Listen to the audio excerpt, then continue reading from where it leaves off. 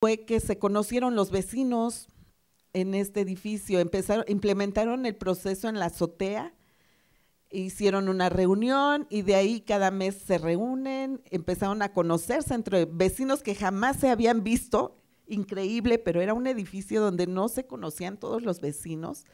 Esta actividad les ayudó a conocerse, participaron todos y redujeron la carga de trabajo. El compostaje aerobio requiere continuo movimiento. Cada que introduces residuos tienes que mezclar bien. Si tu temperatura empieza a bajar, tienes que verificar cuáles son los requerimientos que está teniendo tu proceso en cuanto a humedad o en cuanto a más residuos o en cuanto a que a lo mejor no hiciste bien la mezcla de carbono-nitrógeno. Y entonces es un trabajo continuo. Al participar todos los vecinos, aprendieron todos los vecinos, se integraron como comunidad y ya sacaron su primera cosecha de composta que les ha dado muy buenos resultados en las plantas que empezaron a poner en su azotea y ahorita están trabajando ya lo que es su azotea verde. Entonces, pues se lograron muchas cosas con este proyecto. Entonces sí la puedes hacer en tu casa y nosotros pues tenemos la mejor disposición para enseñarles el proceso al nivel que ustedes quieran. Bueno, ya, gracias. ¿Qué tan sustentable es la obtención de la energía eléctrica a través del biogás? Muy buena pregunta. Pues, ¿de qué es sustentable? Es sustentable. O sea, todas las tecnologías que hay para el manejo de los residuos tienen sus ventajas. ¿Qué desventaja yo podría ver? Pero es mi opinión muy personal, ¿eh? Aquí hay mucha discusión y yo defiendo al 100% el compostaje aerobio. En la biodigestión debes de ser mucho más cuidadoso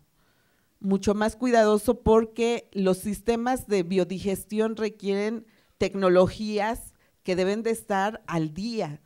O sea, para poder echar a andar un biodigestor necesitas meterle mucha energía. Y posteriormente no puedes decir, ah, mira, se le cayó el tornillo, pues le pongo el alambrito y que siga trabajando. No. La otra, debes de hacer una evaluación bien clara y tener bien definidos los residuos que vas a meter a tu biodigestor, conocer su composición bioquímica para establecer las mezclas y que durante el proceso no tengas problemas como han tenido otros biodigestores que de repente les generan muchos ácidos orgánicos volátiles y eso ya no es rentable, o que se genera mucho ácido sulfídrico, eso también te implica meter más filtros o otros sistemas adicionales que empiezan a encarecer tu proceso. Entonces, para mí el compostaje más rentable es el aerobio a diferencia del anaerobio, ¿no? Entonces, el anaerobio lo hacen en países del primer mundo principalmente por necesidades de espacio. O sea, si te vas a Alemania, si te vas a Francia, pues no tienen mucha extensión territorial. Entonces, el compostaje aerobio, si no lo sabes manejar bien, te puede requerir mucho espacio y el anaerobio no. Pero sí tienen que invertirle un poco más y sí las ganancias, es toda una cuestión de valoración de costos-beneficios, de dónde tú obtienes tu fuente de energía. Aquí tenemos una gran variedad de fuentes de energía que podemos explotar y que pueden ser más rentables que la biodigestión. Esa es mi opinión. A ver si no te confundí.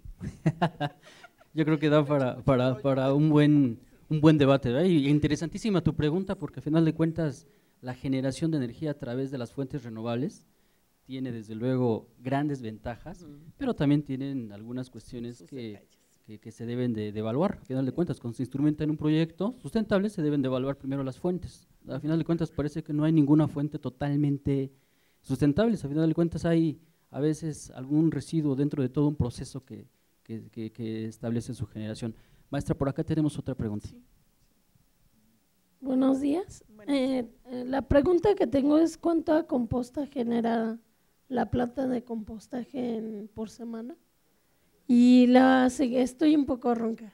Y la siguiente pregunta es si La normativa marca que no debemos utilizar heces fecales de gatos ni perros en la composta. Entonces ustedes solamente hacen uso de materiales de hojarasca y lo que decía residuos de arbolado, ¿no? Esas son mis preguntas, gracias.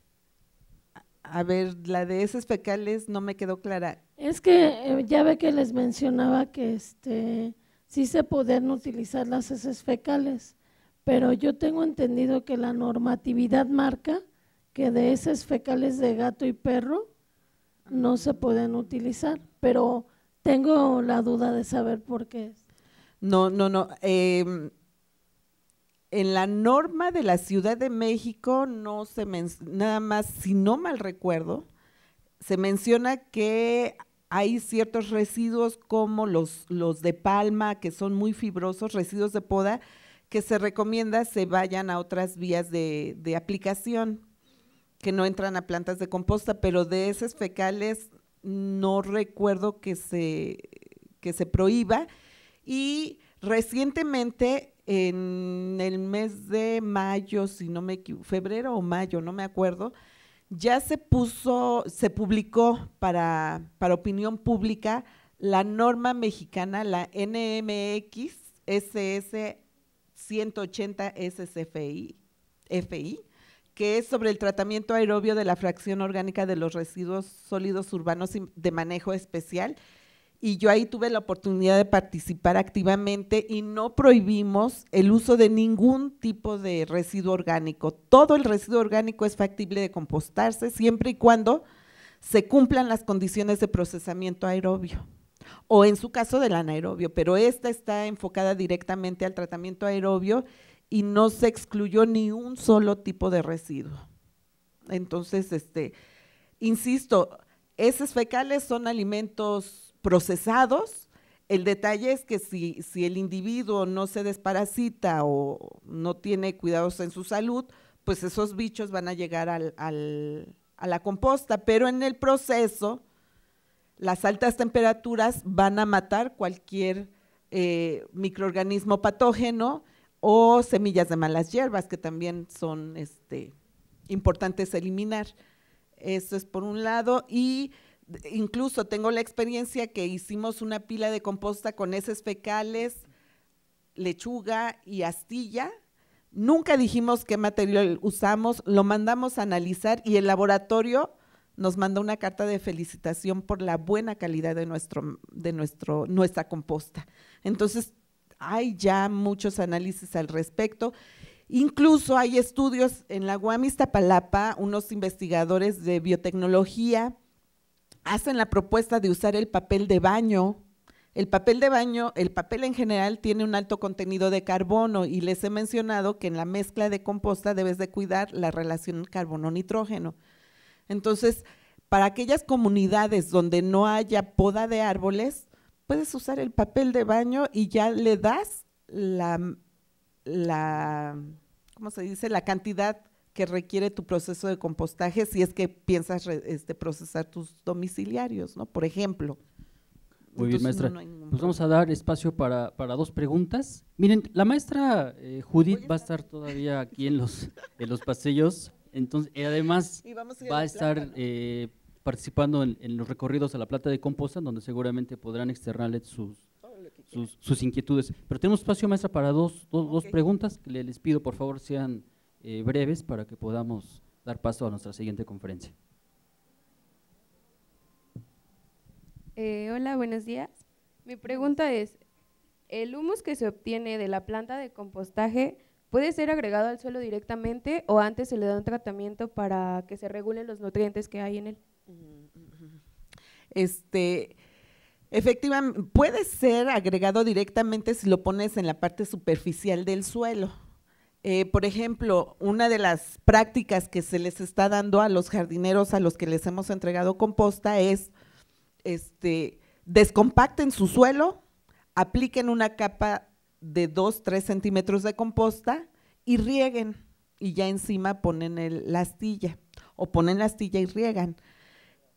Esa es una indicación, no tiene ningún problema.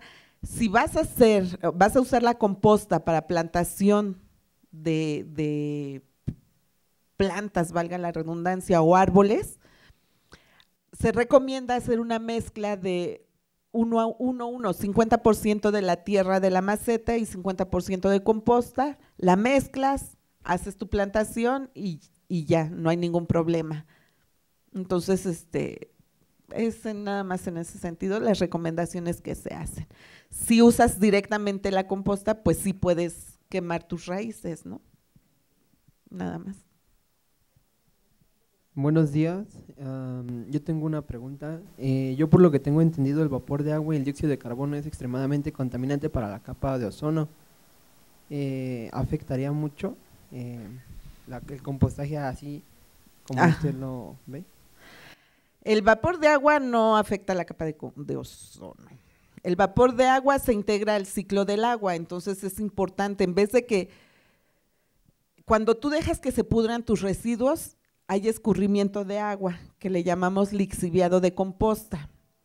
Ese lixiviado, si se acumula demasiado, sí puede contaminar el suelo por exceso de nutrientes.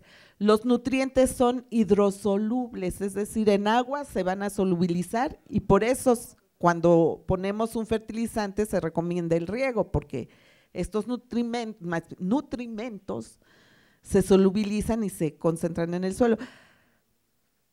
Pero en el proceso de compostaje aerobio, por las altas temperaturas, el agua se elimina como vapor de agua, se forman las nubes, se integra al ciclo del agua. El CO2 sí es un gas de efecto invernadero, pero las cantidades que pueden producir es por la respiración de las bacterias. Ahora, ¿de qué manera yo puedo contrarrestar la generación de CO2? ¿Alguien sabe? Con la plantación de árboles, nada más. Yo incremento el área arbolada en mis plantas de composta y con esto ya estoy minimizando los impactos que pueda tener el CO2. En el tratamiento anaerobio o en la pudrición que después dejamos almacenados, los residuos orgánicos se pudren y se forma el biogás. En ese biogás, uno de los componentes es el gas metano, otro gas de efecto invernadero. Pero si tú me dices cuál es más agresivo, el biogás es 80% mucho más agresivo que el CO2. Y el biogás no hay individuo arbóreo que lo capte y que lo transforme en otra cosa, ¿no? Entonces, definitivamente yo me voy por el tratamiento aerobio de la fracción orgánica.